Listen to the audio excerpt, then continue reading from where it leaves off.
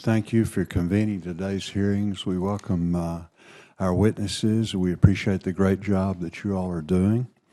And we're excited to have today's hearing on conservation and forestry. Both of these issues are so important in the natural state. Productive farms and forests benefit wildlife, the environment, the quality of life, and the economy of rural Arkansas. The Farm Bill conservation programs are successful because they are voluntary, incentive-based, and locally led.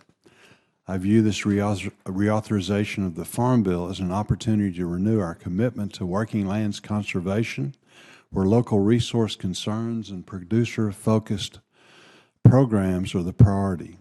Conservation needs and the needs of our producers are as diverse as the crops they grow and the land that they grow them on. Our programs must reflect this reality and provide the flexibility our farmers and ranchers need. Washington prioritized a limited set of practices or natural resource concerns.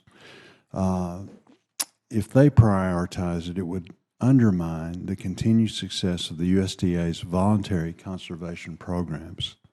The prioritization of resource concerns must be left to the local level, where producers decide how they can best address their unique and varied landscapes and needs. Cover crops might not work in dry climates, but capturing water and preventing erosion are important resource practices farmers and ranchers can employ, and the funding and flexibility should be there for them to do so. Producers in Arkansas provide winter habitat and rice fields for migrating waterfowl. Seeing tens of thousands of birds all take wing from the flooded rice fields is one of the most amazing experiences to behold. My farmers need the cost sharing necessary to level their fields and manage their water.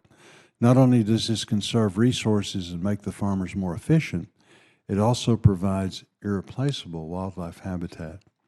While we must maintain the elements of our Farm Bill conservation programs that make them successful, we cannot take on risky proposals that endanger the safety net. Tying crop insurance to incentives for certain conservation practices dictated by those in Washington should be off the table so we can ensure this program continues to serve as a vital risk management tool for producers. We must hear from our farmers about their priorities and find the resources necessary to properly and adequately fund them. I know there is a genuine interest in reducing greenhouse gas emissions and sequestering carbon, and there's no better place to do that than the forestry title through active forest management. The decision not to manage our forest is devastating to the environment as it increases the risk for catastrophic forest fires. In California alone, the 2020 fire released approximately 127 million metric tons of carbon. In fact, the emission from that single fire season in California released twice the tonnage of greenhouse gases the state had reduced through regulation since 2003. There's tremendous potential in the conservation and forestry titles of the next Farm Bill. I look forward to hearing from our witnesses on what additional authorities or flexibilities your agencies need to help modernize and streamline your efforts to keep our farmlands and forests working and healthy for a generation to come, generations to come. I thank our witnesses for joining us today, and with that, I yield back, Madam Chair.